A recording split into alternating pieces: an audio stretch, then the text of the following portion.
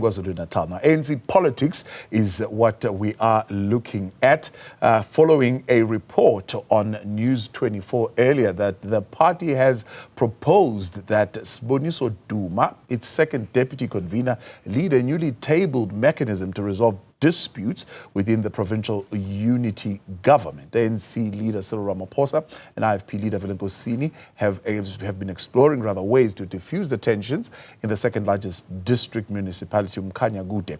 For more on this, I'm joined now by political analyst Professor Zamokuhle Mbandlwa. Prof, good to have you, and thank you very much for your time. Something akin to what the government of national unity has got, a dispute resolution mechanism. Has it worked at national? Do they think it will work at provincial? Good afternoon to you, Thabo. Good afternoon to your listeners and viewers. I've spoken about this matter in the past, I think about a week ago, where I said the issue of KZN or the conflict in KZN need to be addressed by the national leadership of the coalition partners, because there was an issue where the NFP decided to hold a media conference where it actually spoke about how the province of KwaZulu-Natal is involved in corruption. Especially, they mentioned about 2 MECs of the ANC, and they also said they don't have confidence in the current Premier of KwaZulu-Natal. So that conflict was likely to be addressed by the national leadership of the coalition partners. But also, it's very important to provide context on how we are where we are today, especially in the province of KwaZulu-Natal. If you look at the relationship between the IFP and the NFP, because you remember in 2014, the NFP had about 6 seats in parliament. At this point, they don't have any seats in the national legislature. And KZN is where they are able to have a voice or to have a representation. So, of course, that is going to create a conflict where maybe their voice is not being heard properly in the province. They will be able to air out their concerns and frustrations. What do you make of the absence of the NFP in that presidential meeting between the IFP and the ANC, when it does seem the one who is aggrieved in this provincial government of unity is the NFP? Well, it's a direct boycott of the occasion, because they are no longer interested, in the coalition government, whether national or provincial. So it's a direct gesture to say they are no longer having trust or believe that the government of national unity and provincial government of provincial unity will be able to address issues of the society, because even though there are no tangible evidence that the GPU is corrupt in the province of KwaZulu-Natal, but that is their position. So they cannot openly say the coalition partners are involved in corruption and also be involved in the gatherings where these coalition partners are actually dealing with issues or they are addressing matters of importance. So can the ANC and the IFP then confidently say that in their arrangement, they could successfully hold together that government of provincial unity in KwaZulu-Natal? Yes, I can say so. If you look at the numbers don't lie. You look at the numbers of the seats in the provincial legislature of KwaZulu-Natal. Remember, the provincial legislature of KwaZulu-Natal have got 80 seats. And at this point, the MKP have 37 seats, IFP have got 15 seats, ANC have got 14 seats, DA have 11, EFF 2, and NFP, they only have 1 seat. So it tells you that even if they decide not to be involved in the government of provincial unity, they will still have, the other partners will still have sufficient numbers to govern the province of KwaZulu-Natal. If you combine the ANC, DA, IFP, they still constitute enough number to have 50 plus 1% in the province of KwaZulu-Natal. So them in or out does not really affect the government of provincial unity. Of course, they might not have an impact in the governing capacity of the province, But I think it's very important for coalition partners to find an amicable solution to the problems.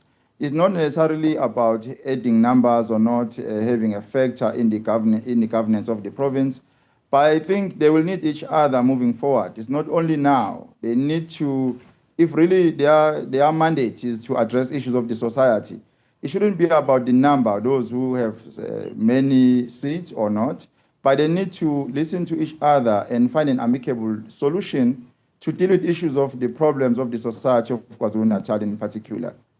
The problems of the MK party at a national level, I mean, are they in any way a reflection of what could possibly be transpiring even in the province? We know the suspension now of the deputy leader of the organization, Dr. John Hlophe. We would have heard in that NFP presser that they did accept an invite from the MKP party to a meeting to discuss certain things.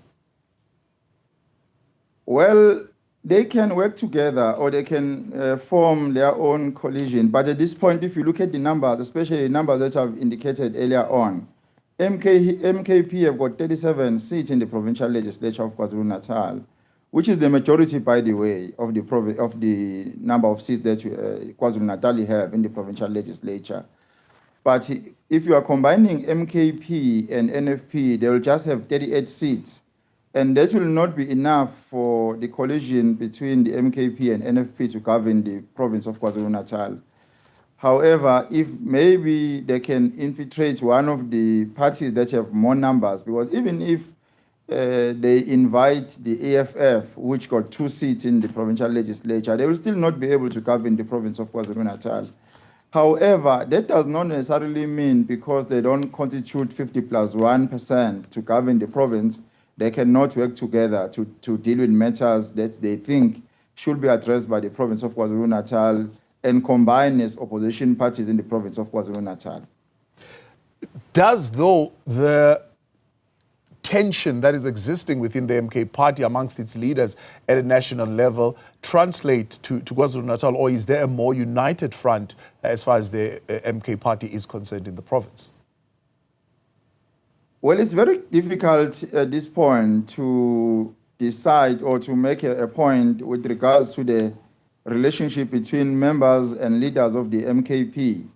And also, I wouldn't think it's a tension between the party leaders of the MKP, because all political parties have autonomy to take decisions with regards to their representation, whether in parliament or in the provincial legislature.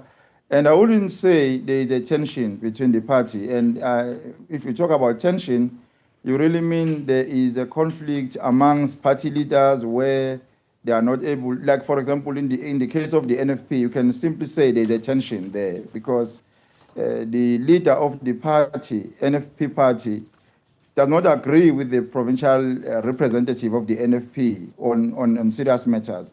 But at this point, I've not seen any tension between the MKP party leaders and members.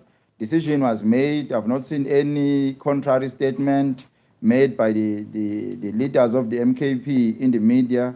And also even the former deputy president of the MKP have not said anything bad about the MKP or by anything bad about the decision that was made.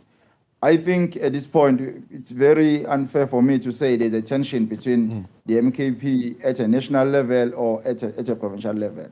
Let's talk then about part of what the president of the ANC and the president of the IFP would have met about, the biggest district municipality in KwaZulu-Natal, uMkhanyakude. It seems there's been a flare-up of inter-party tension. What is behind that? I think the main issue there is the relationship between the NFP and the IFP, and also the constituencies that are there, especially when it comes to the historical situation in the district, where the people in the area believed mainly in the IFP in the past, and when there was an NFP, there was a paradigm shift in terms of the support or the popular support of the leaders. You remember the late leader of the NFP. Also had a very big support in the area, or commanded a very big margin of people in the area. So it's a matter of the ANC and the IFP now working together to deal with the issue. And also remember, the president of the NFP raised issues about the leadership in the area.